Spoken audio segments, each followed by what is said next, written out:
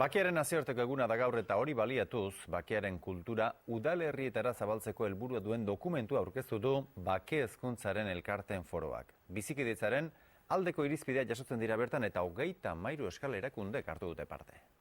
Gure udalerriek askatasunean, justizian eta bakean bizikidetza sustatzeko gunean izan behar dute.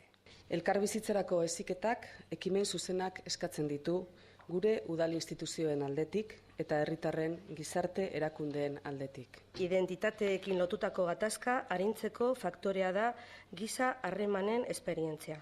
Udalerriak bizikidetzaren alde dekalogoak 33 euskal erakundetan urtebetez egin den gogoetaren emaitza da.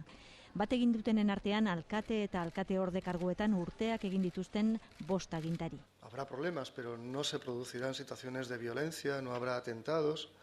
Evidentemente, eso es un cambio sustancial.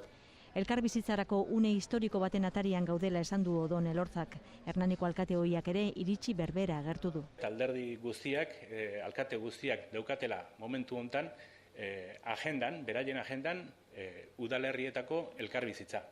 Hori etzan orain arte gertatzen, baina orain gertatzen da. Auzotasun sentimendua berrestea helburu duen dekalogoa udalerri guztietara zabalduko da ahalik eta adostasun zabalena izan dezan.